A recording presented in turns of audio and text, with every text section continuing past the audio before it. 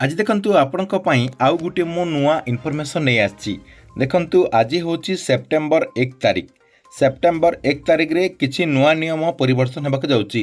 पूर्वथर परि सबु 1 तारिख रे जेमिति किछि नुआ नियम आसी थाए, एथर मध्य सेप्टेम्बर 1 तारिख रे किछि नुआ नियम आसीबाक जाउची, जहा द्वारा आपणक पॉकेट उपरे प्रभाव पड़िबो।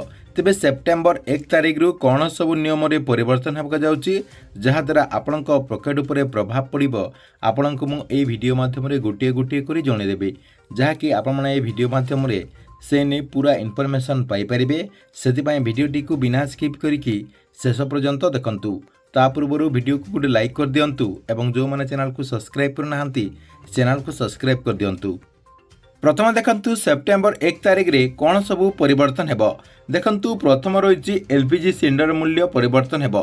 देखंतु आपण समस्त जानिचंती जे प्रत्येक मास आरंभ रु एलपीजी सिलिंडर मूल्य जहा कि परिवर्तन होता है। तैल कंपनी माने एलपीजी सिलिंडर मूल्य जहा कि परिवर्तन करथांती। जदि एलपीजी रा मूल्य अंतर्जातीय मार्केट रे वृद्धि पाइबो ताहले आपणकर जो एलपीजी मूल्य रही वृद्धि पाइबो।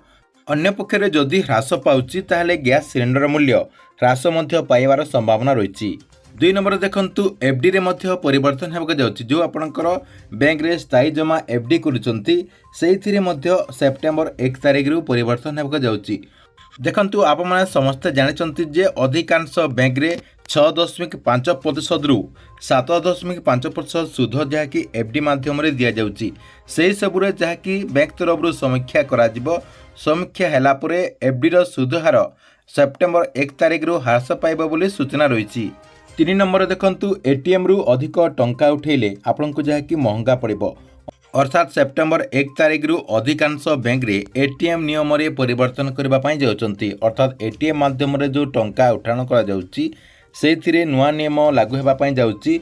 बैंक तरफ जो निर्धारित नियम रही, अर्थात एटीएम माध्यम रे आप माने जो टंका उठाउचंती सेथिरे जो बैंक गुड़िकर नियम रही से नियम रु अधिक टंका जदि आप माने उठेबे ताहले आप मानकु शुल्क देबा पई पड़िबो।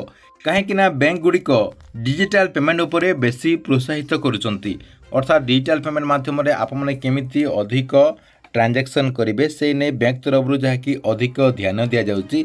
सेति पई एटीएम माध्यम रे ए जो टंका उठाण करा जाउची से नियम रे परिवर्तन करि पारंती बोली आशा करा जाउची।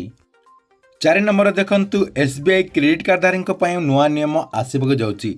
सेप्टेम्बर 1 तारिख रु स्टेट बैंक ऑफ इंडिया रे जो मानकर अकाउंट रही एवं सेमानक पाखरे जो क्रेडिट कार्ड रही से क्रेडिट कार्ड धारी सेप्टेम्बर 1 तारिख रु नुआ नियम आसबाक जाउची।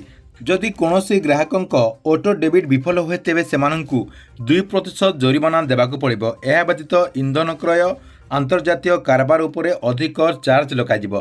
ता सहित देखंतु ऑनलाइन माध्यम रे आपण जो शॉपिंग करूचंती ऑनलाइन शॉपिंग रे प्राप्त पुरस्कार पॉइंट जहा कि मूल्य ह्रास करा जायछि।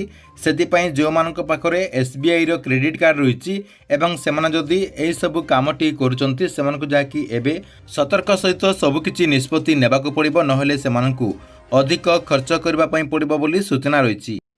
5 नंबर देखंतु एबे रूपारे मध्य हॉलमार्क लागिबो। देखंतु पूर्वरु जो आपणकर सुना रे हॉलमार्क रहउतला एबे रूपारे मध्य हॉलमार्क रखबा पई बाध्यतामूलक करा जायछि। ए पर्यंत केवल सुना अलंकार रे हॉलमार्क बाध्यतामूलक करा जायतिला।